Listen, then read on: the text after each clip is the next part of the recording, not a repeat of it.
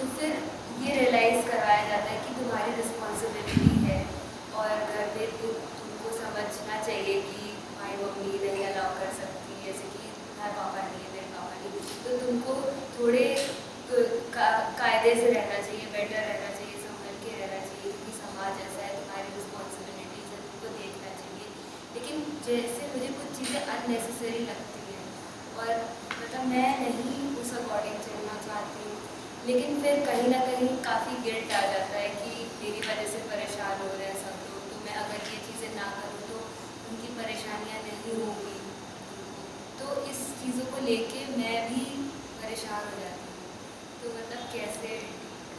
और एक सवाल ये है मेरा कि जैसे बहुत ज़्यादा मेरे अंदर कॉन्फ्लिक्ट्स रहती है, मतलब मेंटली बहुत कॉन्फ्लिक्ट्स रहती है, क्योंकि मैं अपने आप को बहुत रिस्ट्रिक्टेड महसूस करती हूँ। मुझे ऐसा लगता है कि मैं करना जो चाहती हूँ, जो ठीक भी मुझे लगता है कि ऐसे नहीं, ऐसे इस तरीके से करना चाहिए, तो मैं वो नहीं कर पाती। इसलिए वो करना वाला और जो मैं नहीं कर पाती, इन दोनों की वजह से मुझे बहुत कॉन्फ्लिक्ट लगता है और ऐसा लगता है कि मैं अपनी ज़िंदगी जी नहीं पाती, खुल के नहीं जी पाती, ऐसा है। तुम्हारे जो आंतरिक भ्रम है और द्वंद्व हैं मूलतः यहाँ से निकल रहे हैं कि तुम्हें स्पष्टता नहीं है कि तुम हो कौन। हम जो होते हैं उससे हमारे कर्तव्य निर्धारित हो जाते हैं। यही तो तुम्हें नहीं स्पष्ट है ना कि क्या करूं क्या ना करूं, क्या करना उचित है क्या करना नहीं उचित है। हाँ, रुकाव माने द्वंद्व। एक तरफ को मन चलता है, जिधर को चलता है उसके विपरीत भी चलता है, द्वंद्व है भीतर। इसको कहते हैं किंग कर्तव्य विमूढ़ता। हम नहीं जान रहे कि हमारे लिए क्या करणीय है, मेरा कर्तव्य क्या है मुझे पता ही नहीं चल रहा। ना, जो जान गया कि ठीक क्या है उसको हेजिटेशन नहीं होता। एक बार स्पष्ट हो जाए कि यही ठीक है, उसके बाद हिचक नहीं हो सकती। हिचक अगर हो रही है तो इसका मतलब अभी द्वंद्व है, अभी अस्पष्टता है, अभी एक नहीं दो तीन बातें ठीक लग रही हैं और उन दो तीन बातों में परस्पर विरोध है। तब भीतर हिचक होती है, द्वंद्व होता है, रुकाव होते हैं। कर्तव्य साफ पता हो, उसके लिए ये पता होना चाहिए कि कर्ता कौन है, मैं कौन हूँ। मुझे अपनी पहचान साफ पता हो तो मुझे अपने कर्म का भी सहज बोध हो जाएगा। मुझे अगर पता ही हो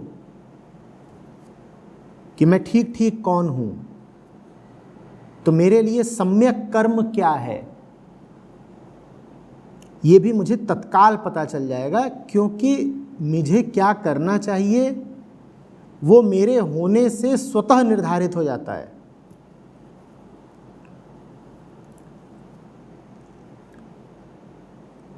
अगर एक बेटी हो तुम तो फिर एक ही कर्तव्य है तुम्हारा, माँ की इच्छा का पालन करो, फिर कोई हिचक होनी ही नहीं चाहिए। छात्रा हो तो एक ही कर्तव्य है, शिक्षक की इच्छा का पालन करो।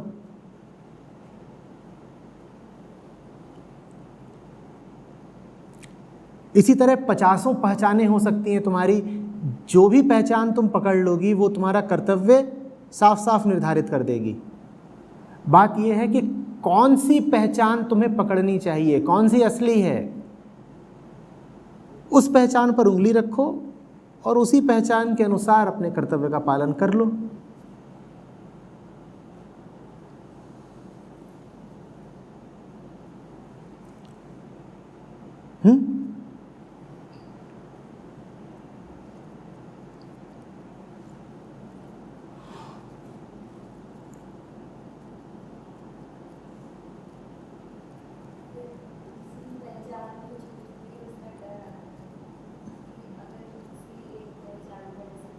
डर किसको आता है? किसको? कौन हो तुम? डर भी किसी पहचान को ही आता है। किसको डर आ रहा है? जो तुम्हारी पहचान होगी उसे उसी अनुसार डर आएगा।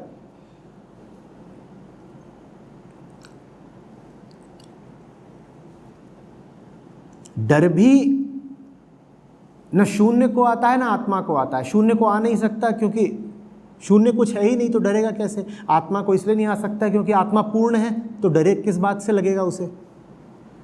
डर भी अहम को आता है। सारी पहचानें अहम की होती हैं। तो क्या पहचान पकड़ रखी है तुमने, तदनुसार तुम्हें डर लग जाएगा। सबको क्या एक से डर लगते हैं? सबको अलग अलग डर क्यों लगते हैं? क्योंकि सबकी पहचान अलग अलग होती है। जिसकी जो पहचान उसका वैसा डर। तो जब तुम कहती हो मुझे डर लगता है, माने तुमने कोई पहचान पकड़ी है, उसे ही डर लगता है। जो डर तुम्हें लगता है वो क्या इनको भी लगता है? इनको भी लगता है। कई बार तो एक ही घटना घट रही हो तो भी उससे संबंधित डर अलग अलग होते हैं।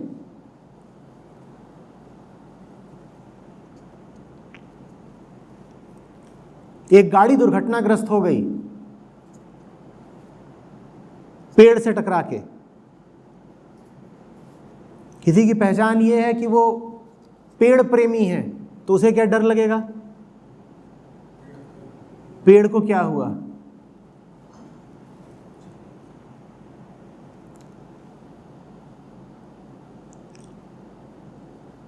इंश्योरेंस कंपनी को क्या डर लगेगा?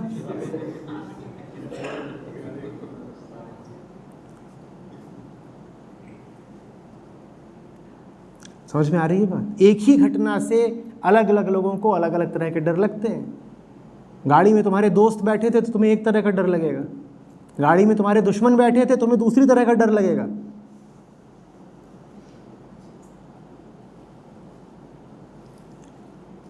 गाड़ी चोरी की थी, फिर तो पता नहीं कौन सा डर लगेगा।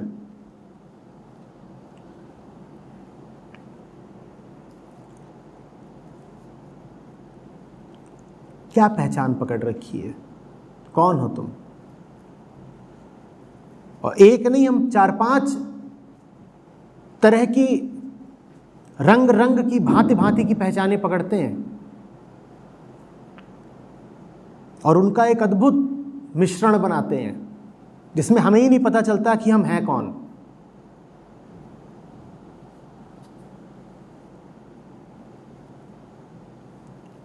कि जैसे तुमसे कोई कहे कि अपना पहचान पत्र दिखाओ,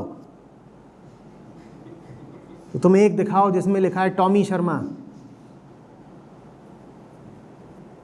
एक दिखाओ जिसमें किसी पशु की तस्वीर बनी हुई है, एक दिखाओ जिस पे लिखा है अहम ब्रह्मास्मि,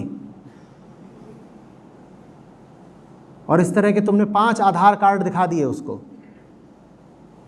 को हमें ही नहीं पता हम कौन हैं, हम तुम्हें क्या बताएं? क्या हमारा नाम, क्या पता? कभी लगता है ब्रह्म हैं, कभी लगता है गधे हैं, तो सब हम ले करके चलते हैं।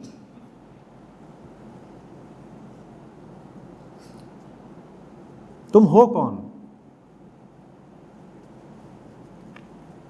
अभी बेंगलोर में विश्रांति थी तो उनको मैंने कहा 3 दिन तक एक चीज रटो बस, मैं अतृप्त चेतना हूं।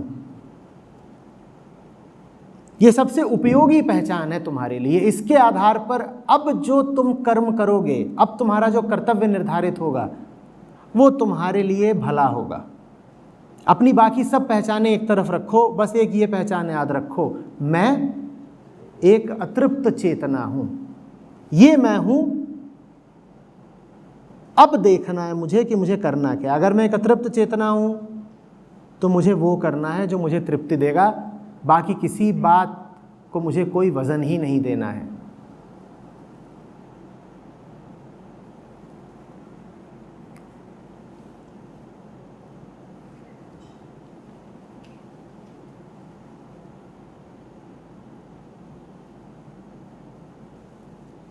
ये मूल मंत्र है। जो इसको याद रख लेगा उसकी जिंदगी द्वंद्व से और आंतरिक उथल पुथल से एकदम मुक्त रहेगी। जब भी निर्णय की घड़ी आए, अपने आप को याद दिला दो कि तुम हो कौन। तदनुसार निर्णय अपने आप हो जाएगा।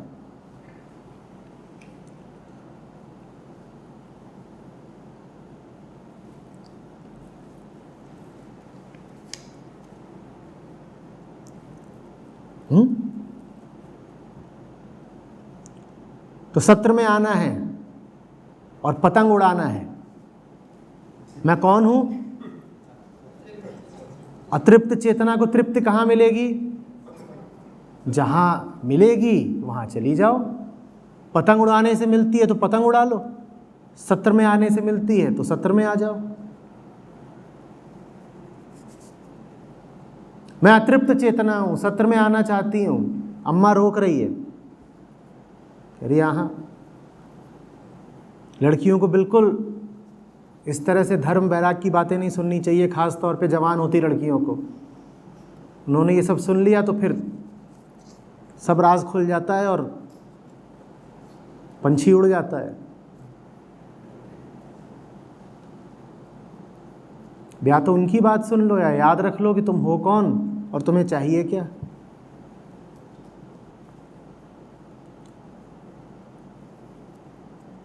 हिंदुस्तान में अभी भी 2 जगह हैं जहाँ पे लड़कियाँ बहुत कम पाई जाती हैं।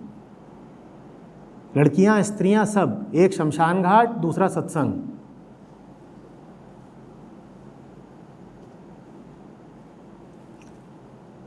दोनों ही जगहों पर सच दिख जाता है ना, और दोनों ही जगहों पर देह की नश्वरता दिख जाती है ना।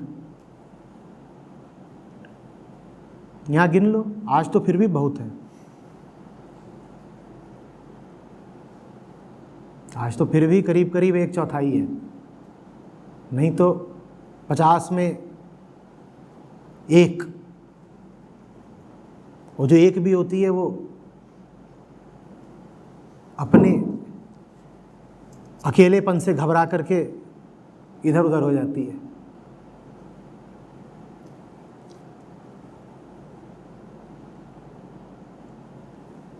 समाज नहीं चाहता है कि किसी को भी सच पता चले, और विशेषकर स्त्रियों को तो बिल्कुल नहीं पता चलना चाहिए। तो स्त्री को बाजार जाना बिल्कुल मान्य है। हाँ, बाजार जाओ, गहने खरीदो, चूड़ियाँ खरीदो, कपड़े खरीदो, पिक्चर देख लो, सत्संग मत चली जाना और शमशान मत चली जाना। शादियों में जाओ, मौत पर मत चली जाना।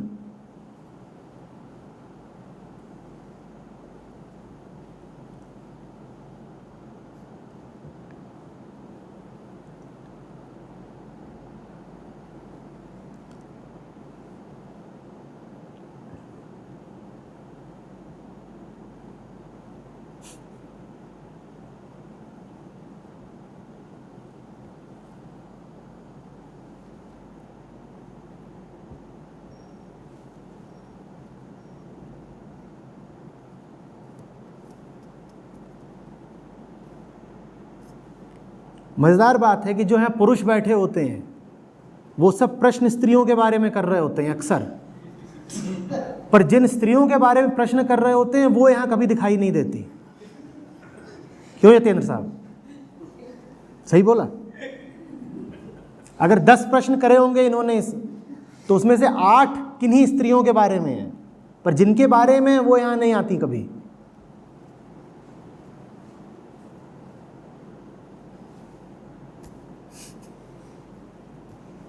जिधर देख रहा हूं वही कहानी है।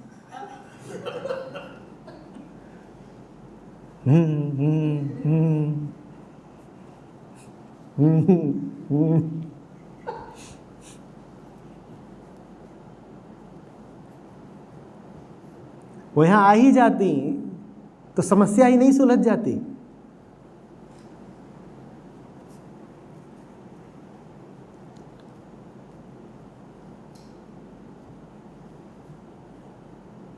तो इसी तरह तुम्हें भी किसी की समस्या बनना होगा।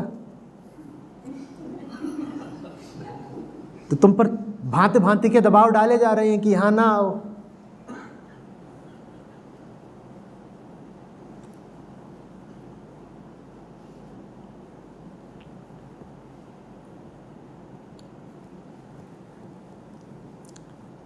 बात अद्भुत है कि नहीं? सवाल 3/4 स्त्रियों के बारे में,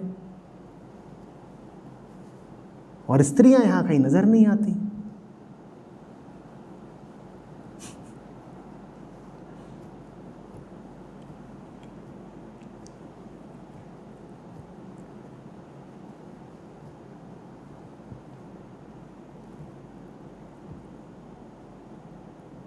जब उनकी यहां आने की बारी होती है तो अक्सर वही लोग जो उनके बारे में सवाल पूछ रहे हैं उन्हें आने नहीं देते।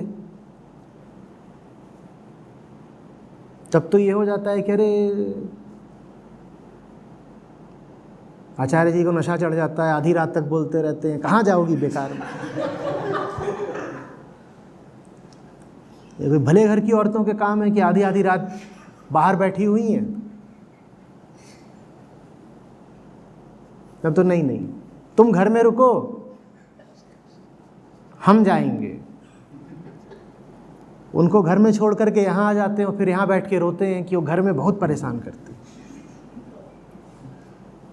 खून पी लिया है, तो छोड़ के क्यों आए हो?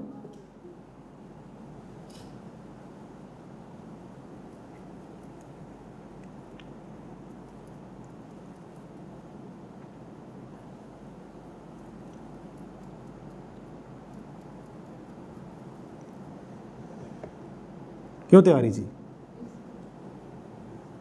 बात जच रही कुछ?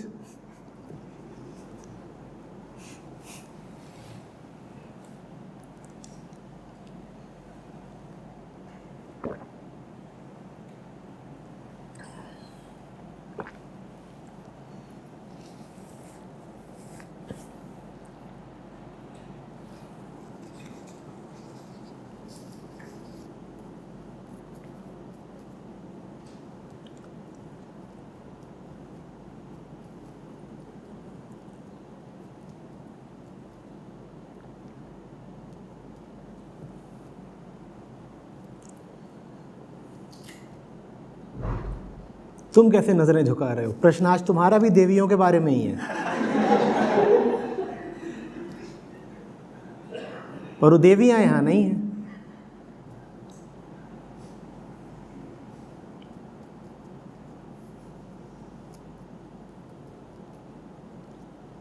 समझ में आ रहा है ना कि समाज ने, पुरुषों ने स्त्रियों के साथ क्या करा है?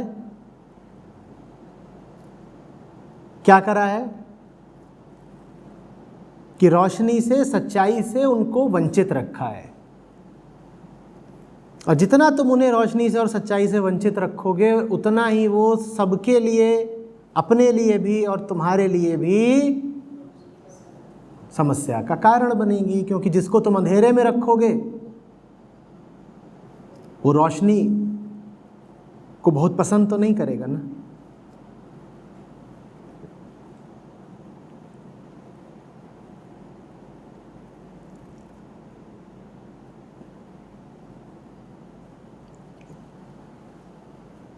कितनी ही बार ये मन में आ चुका है कि महीने में जो ये एक दिल्ली वाला शिविर होता है जो ग्रेटर नोएडा में आयोजित होता है, इसको ऋषिकेश इत्यादि में स्थानांतरित कर देते हैं।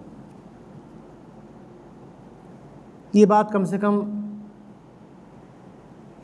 5-7 बार छिड़ चुकी है, पर फिर कई वजहों से उसको कार्यान्वित नहीं करते। कहते हैं नहीं, महीने का एक छोटा शिविर ग्रेटर नोएडा में भी होता रहे। उसमें कई वजह हैं। एक वजह ये भी है, बहुत सारी महिलाएं इस क्षेत्र में जो कहती हैं कि अगर बाहर कहीं शिविर हुआ तब तो हमें बिल्कुल ही आने की अनुमति नहीं मिलेगी। दिल्ली से 100 किलोमीटर दूर भी अगर शिविर हुआ तो हमारे घर वाले हमें आने नहीं देंगे। और ये लड़कियां नहीं, 50-50, 70-70 साल की औरतें भी यही कह रही होती हैं कि दिल्ली से आप 100 किलोमीटर दूर भी चले गए, 2 घंटे की दूरी पर भी चले गए, हमें उतना भी आने को नहीं मिलेगा।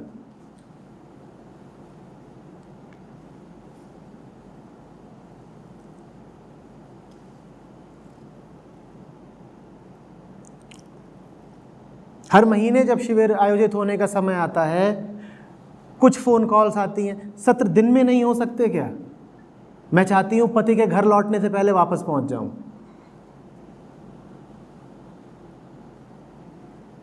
और एक दिन आऊँगी शनिवार को, संडे को वो घर पे होते हैं।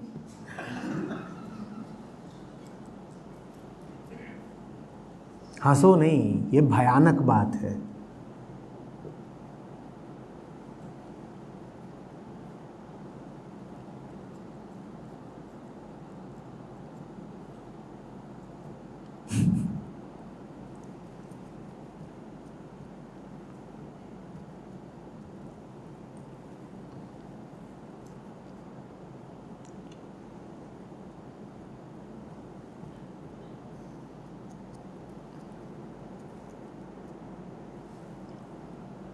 उस बेचारी को अभी भी ठीक ठीक समझ में नहीं आ रहा है कि अगर मेरे घर वाले मुझे रोकते हैं तो क्या वास्तव में बहुत बुरा करते हैं? वो बहुत बुरा नहीं करते, वो अपराध करते हैं।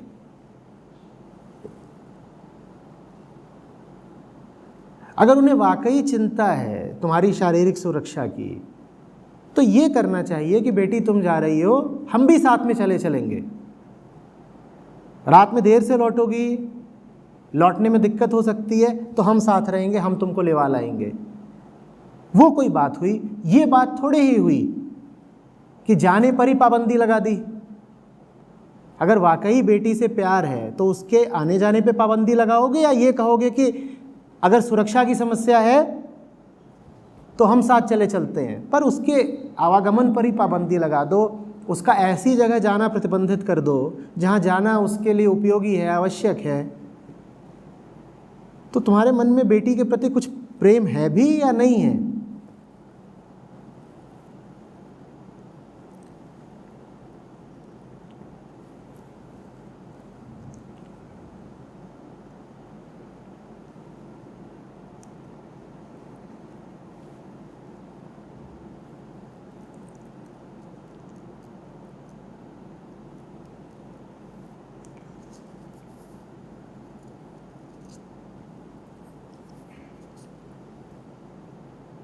और दूसरों के मन में तुम्हारे लिए प्रेम हो ना हो, तुम इस बात की मोहताज बनकर नहीं रह सकती।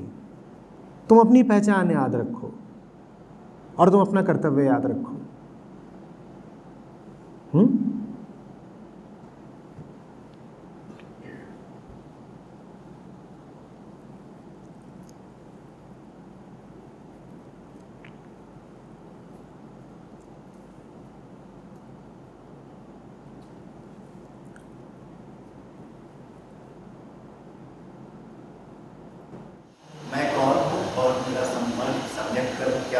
सम्यक कर्म, वो सब एक ही है।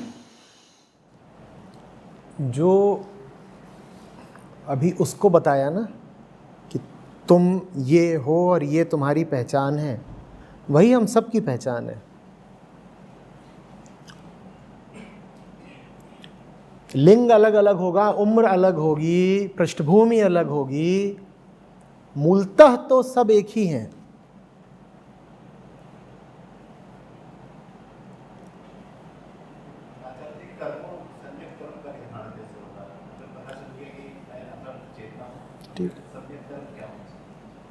अगर पता चल गया कि मैं प्यासा हूं तो सम्यक कर्म क्या होना चाहिए?